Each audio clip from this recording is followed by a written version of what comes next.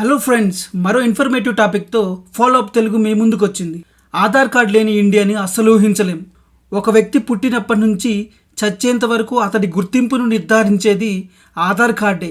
Identity ప్రూఫ్గా, address ప్రూఫ్గా, PAN కార్డ్తో లింకింగ్, బ్యాంకింగ్ సేవలు, mobile number verification, government schemes, సబ్సిడీలు, digi locker, KYC verification, voter identity linking, ఇక డ్రైవింగ్ లైసెన్స్, ఆ సర్టిఫికేట్, ఈ డాక్యుమెంట్ అని ఇలా ఒకటా రెండా, అది ఎయిర్పోర్ట్ అయినా హోటల్ అయినా చెకింగ్ చేయాలంటే కావాల్సిందే ఆధార్ కార్డే. మొత్తంగా చూస్తే ప్రతి భారతీయుడు తన జీవితాంతం ఆధార్తో ప్రయాణించాల్సిందే.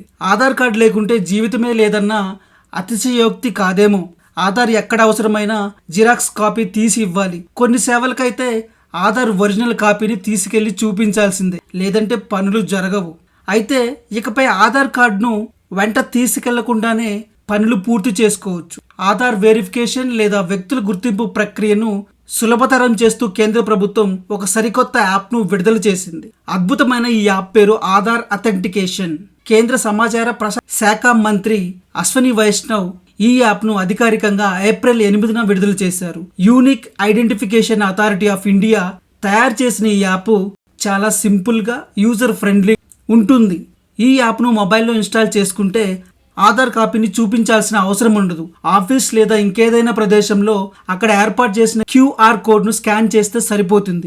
యూపీఐ పేమెంట్ల కోసం మనం స్కానర్ను స్కాన్ చేసిన విధంగానే ఈ ప్రక్రియ ఉంటుంది.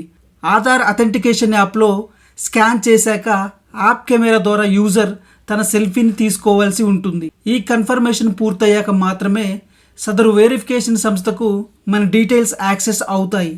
ఈ యాప్లో డేటా ప్రైవసీ కూడా చాలా స్ట్రాంగ్గా ఉంటుంది. ఫేస్ ఐడి ఆధారంగా యాప్లోకి లాగిన్ అవ్వాల్సి ఉంటుంది. వెరిఫికేషన్ చేస్తున్న సంస్థకు అవసరమైన వివరాలు మాత్రమే యాక్సెస్ చేస్తుంది ఈ యాప్. ఏ వివరాలు షేర్ చేయాలనుకుంటున్నది యూజరే డిసైడ్ చేసుకోవచ్చు. షేర్ చేయవద్దనుకున్న ఆ వివరాలను తిరస్కరించే వీలు కూడా ఉంటుంది. ఈ యాప్ ఉపయోగాల విషయానికి వస్తే అవసరమైన ప్రతిసారి ఒరిజినల్ ఆధార్ కార్డు లేదా జిరాక్స్ కాపీ లేదా ఫోటో కాపీని తీసుకెళ్లాల్సిన అవసరం ఇకపై ఉండదు. ఆధార్ డేటా మరింత సురక్షితంగా ఉంటుంది.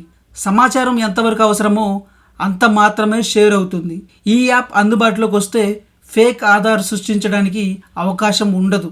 ఫేస్ స్కానింగ్ తప్పనిసరి కాబట్టి మోసాలను కూడా అరికట్టవచ్చు.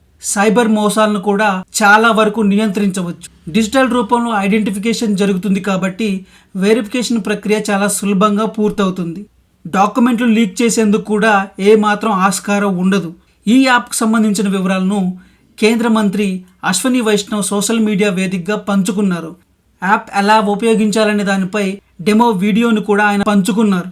అయితే ప్రస్తుతం బేటా వెర్షన్ యాప్ మాత్రమే అందుబాటులో ఉంది. అంతే, యాప్ ఇంకా టెస్టింగ్ దశలోనే ఉంది.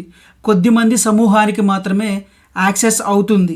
ఈ పీరియడ్లో ఏమైనా లోపాలు ఉంటే వాటిని గుర్తించి సవరిస్తారు. అందుకే ప్రస్తుతానికి గూగుల్ ప్లే స్టోర్లో ఈ యాప్ అందుబాటులో ఉండదు. టెస్టింగ్ మొత్తం పూర్తయిన తర్వాత, అంటే అతి త్వరలోనే ఈ యాప్ దేశవ్యాప్తంగా అందుబాటులోకి రాబోతుంది.